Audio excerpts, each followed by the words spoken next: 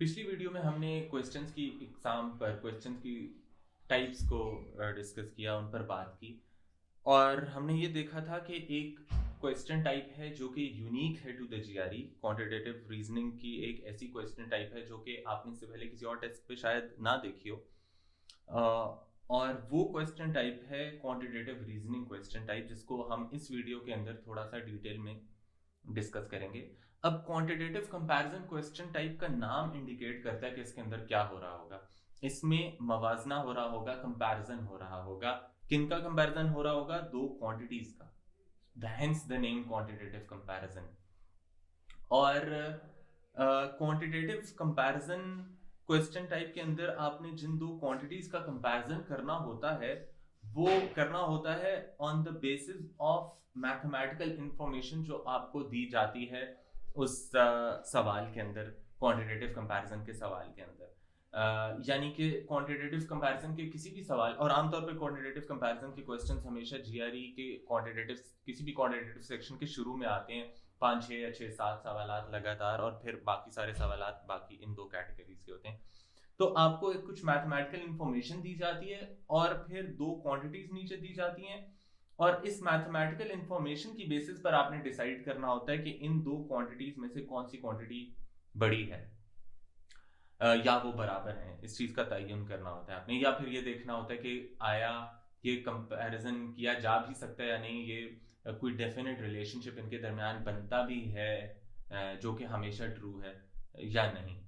और ऑप्शन भी फिर चार ही होती हैं कि आया क्वांटिटी ए बड़ी है या बी बड़ी है या दोनों बराबर हैं, या फिर रिलेशनशिप नहीं डिटरमिन किया जा सकता। अब ये मैथमेटिकल इंफॉर्मेशन ऊपर कभी कभार नहीं भी दी होती, आप डायरेक्टली दो क्वांटिटीज ही दे दी जाती हैं आपको, और आपको कोई फर्दर इंफॉर्मेशन चाहिए ही नहीं होती उनको कंपेयर करने के लिए। लेकिन अक्सर औकात ऊपर कोई इंफॉर्मेशन होती है जिसके बलबूते पर आप डिसाइड करते हैं कि इन दो क्वांटिटीज में से कौन सी क्वांटिटी बड़ी होगी। यानी इस मैथमेटिकल इंफॉर्मेशन से आप इन्फेरेंस करते हो अपनी regarding which of these two quantities is bigger या लार्जर।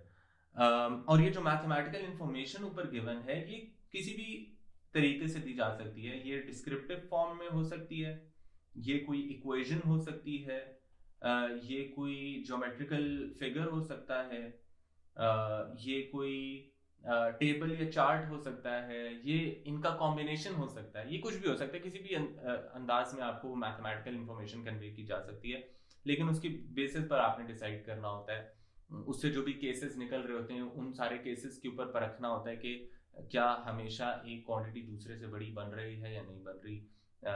अगर हमेशा एक ए, फर्ज कीजिए क्वांटिटी ए बी से बड़ी है, तो आप आंसर चॉइस ए चुन लेते हो कि क्वांटिटी ए इज ग्रेटर।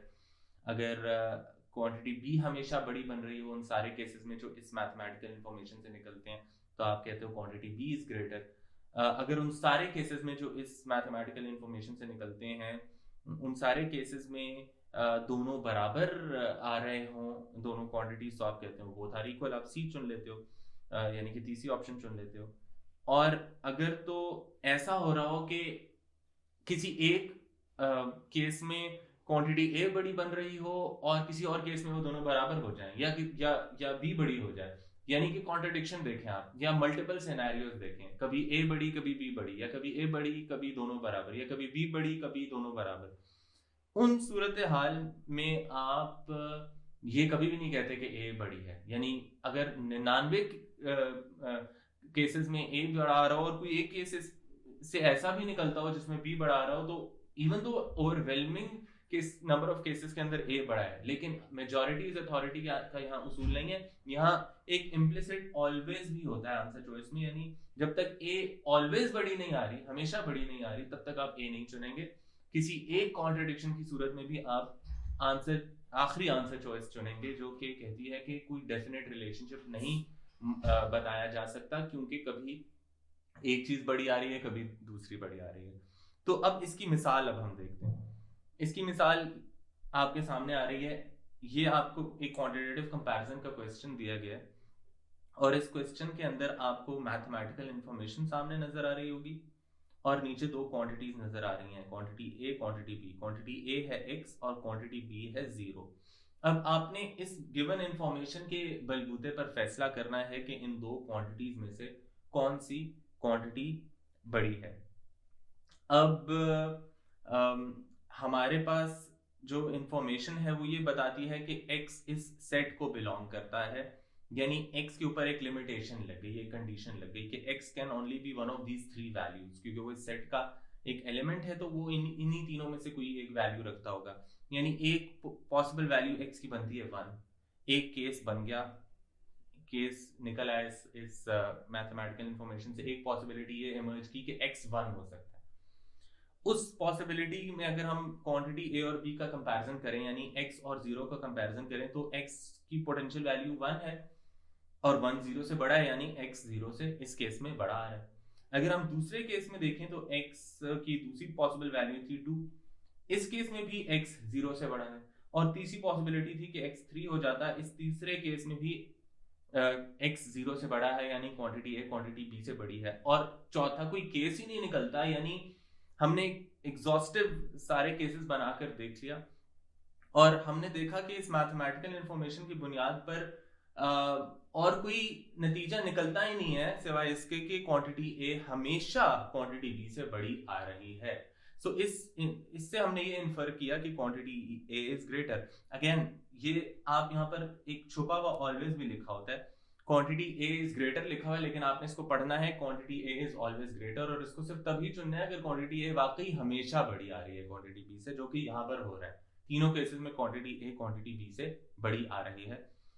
तो हम यहाँ पर बिला झिझक क्वांटिटी यानी आंसर चॉइस ए चुन सकते हैं। यहाँ पर जवाब ए ठीक होगा। अब एक छोटी सी अगर चेंज करें इस सवाल के अंदर, क्वांटिटी ए को चेंज करके मैंने कर दिया, क्वांटिटी बी को चेंज करके बना दिया 4, बाकी सवाल की इंफॉर्मेशन वैसे ही है। अब आप देखते हैं कि जो तीन केसेस निकलते हैं इस प्रॉब्लम में से या स्टेटमेंट में से जो ऊपर गिवन है, गिवन कंडीशन, उन तीन पॉसिबिलिटीज में से हर possible value of x quantity b से छोटी आ रही है। तो आप ये कह सकते हैं कि क्वांटिटी a हमेशा क्वांटिटी b से छोटी ही है, x की वैल्यू हमेशा 4 से छोटी ही है, quantity b is always greater. आप पूरे बगैर किसी झिझक के बी आंसर चॉइस सेलेक्ट कर सकते हैं फॉर दिस क्वांटिटेटिव कंपैरिजन का क्वेश्चन। अब मैं फिर इसको चेंज करता हूं। अब हमने सेट कह दिया कि x belongs to the set, ये जो लिखा हुआ है 3 वाला, अब इस सेट में वैल्यू ही एक है, इससे केस ही एक निकलता है, यानी x की एक ही पोटेंशियल वैल्यू बन सकती है विच इज 3।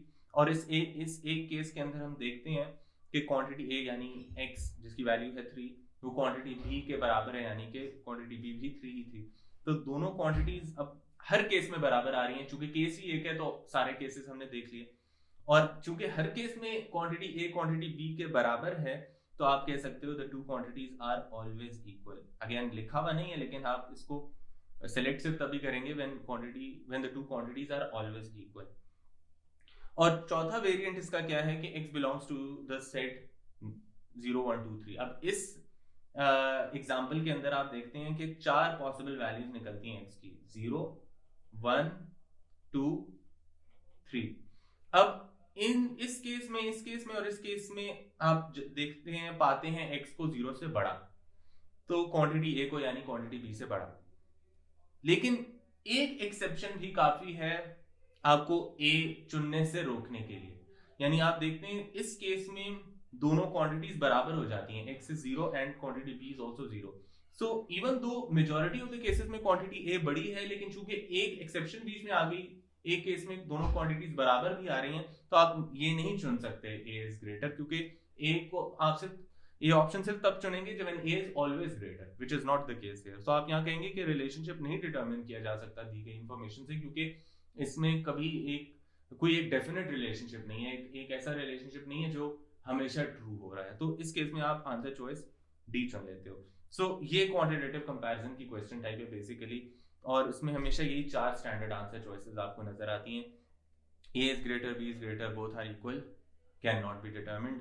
और आपने उन दो क्वांटिटीज क्या के रिलेशनशिप से मुतालिक, उनके कंपैरिजन से रिलेटेड फैसला करना होता है based on the mathematical information जो आपको ऊपर दी गई होती है, अगर दी गई हो, जो कि मोस्ट केसेस में दी गई होती है।